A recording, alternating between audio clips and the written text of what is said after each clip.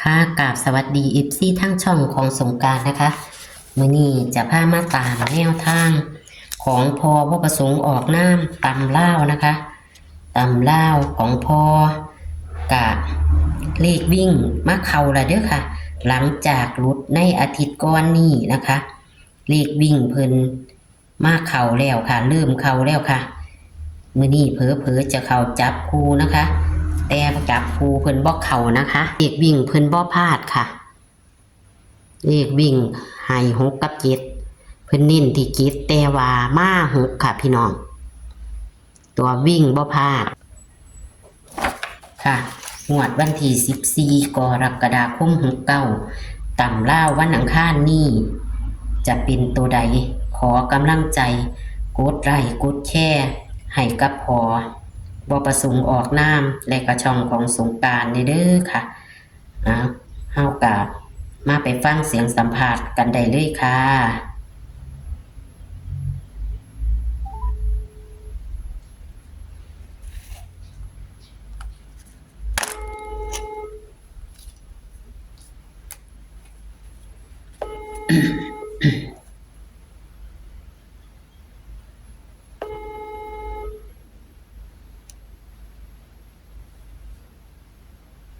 ฮัลโหลค่ะสวัสดีค่ะพ่อสวัสดีแม่ยายเป็นจังได๋ค่ะอยู่พุ่นโอ้ยฝนตกยังวะสิได้มาบ่ล่ะง่ายบ่ล่ะพ่อพูดนานแล้วอันติ้นเตียนบ่ละยายค่ะกะมื้อวานนี่เลขเฮากับเขาเลขวิ่งอยู่เนาะพ่อเนาะแม่นมันยังเมาตอง6ซะตองคักตองแน่อีกคือเก่าโอ้ยแต่ว่าหมู่บ้าน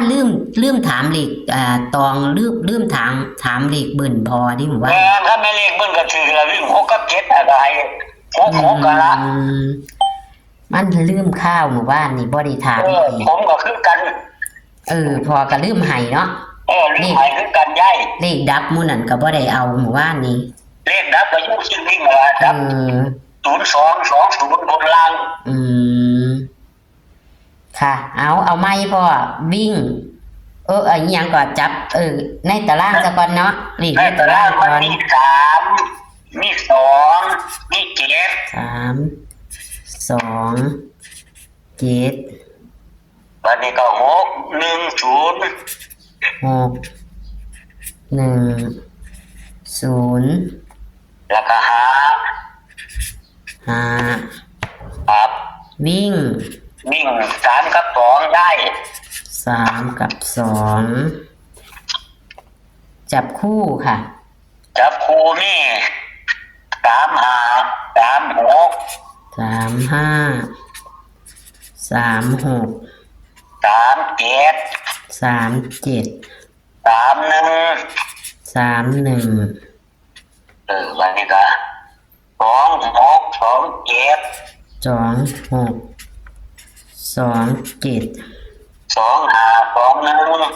25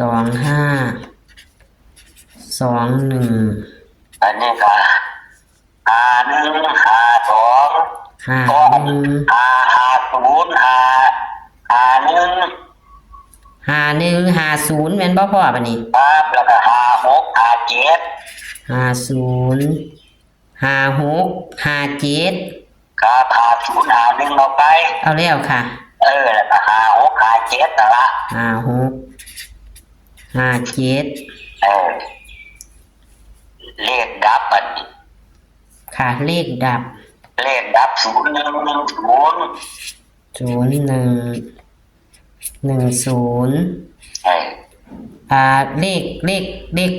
เบิ้ลบ่ว่ามื้อนี้เอาไว้โลดเบิ้ลมันก็สิมีอัน5511นี่ตัวใหญ่5511เพราะว่ามันเผลอไปจังซั่นแล้วมื้อวานเนาะเมื่อวานก็มีไปก็สิว่า6677อีกละก็เลยสิเข้าถ้าเก้ากับผันเอาบัดหมู่บ้านผันจังได้จังบ่ว่ามันบ่เบิ่นจริงเนาะโอ้ยบ่ถิ่มช่วงโดนนี่แหละเนาะแม่นน่าเบิ่นคือเก่าว่ามันสิมา6ก็สิได้กินแม่รับ6มาแหละแม่ จังใดจังมาจังสั่นโอ้ แล้วก็ว่า6วันนี้โอ้ย เออถ้า2ก็มาพอแห้งแล้วเนาะ โอ้ยเขียนได้กระจายได้ยังไงโอ้โห แม่นอยู่ดอกพ่อบ่มีพูดถึกดอก โอ้ยบ่อยู่ต้องซื้อกันล่ะ อืม ผู้ใดก็แกละเนี่ยหมดละ ค่ะ มันมาแบบนี้เนาะแต่ว่าบ่ เม็ดมันจะย้ายนิดเด้อ ค่ะ เน้นในรัก3มาละ3ไป3 5 3 6 3 7 35 36 37 2 5 2 6 2 7ละ ค่ะ นั่นล่ะ 6 หางคือเก่า นี่6 หางคือเก่าได้ย้าย วิ่งนี่เด้อค่ะเน้นตัวใด เน้น3เลยย้าย เน้น3 ครับเน้น3ล่ะ เดี๋ยวหนูจะทวนให้ฟังเด้อค่ะ ฮัลโหล ฮัลโหล ค่ะ วิ่ง3กับ2เน้นที่3 ครั จับคู่35 36 37 31 26 27 25 21 51 50 56 57แม่นบ่พ่อ แม่น เน้นที่35 36 37 26 27 25เนาะค่ะที่เน้นเนาะ ครับ ค่ะก็คือตัวดับเนาะค่ะ ดับก็มี01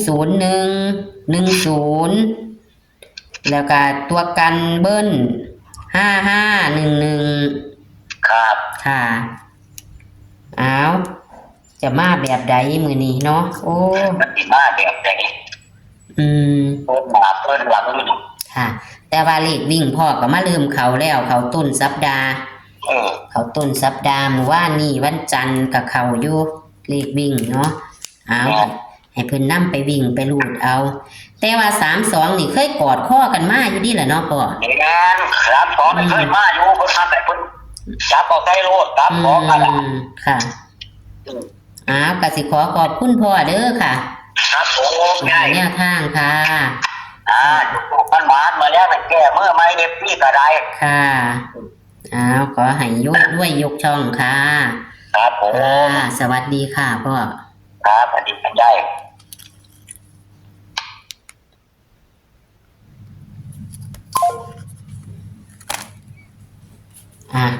พี่น้องมื้อคืนของพ่อกับบ่ผิดหวังนะคะก็บ่ผิดหวังเลขวิ่งค่ะ พี่น้องแต่จับคู่กับของพ่อกับรุดนะคะ แต่หลังจากที่อาทิตย์ก่อนนี่รุดหลายกะมาลืมค่ะ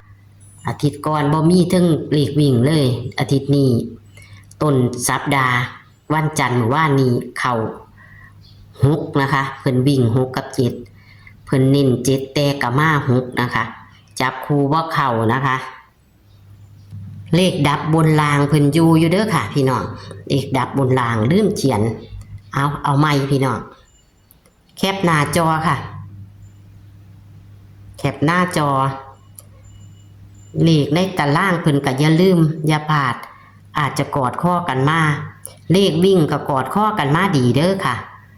ส่วนจับคู่เพิ่นนี่ค่ะ35 36 37 31 26 27 25 21 51 50 56 57เน้นที่35 36 37 26 27 25แล้วก็กันเบิ้ล55 11ดับ0110นะคะอ้าวพี่น้องแคปหน้าจอค่ะ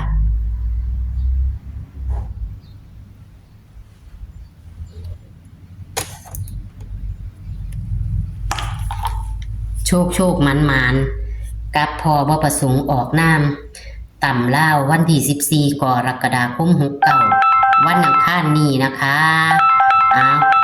โ โชคมันค่ะ สวัสดีค่ะ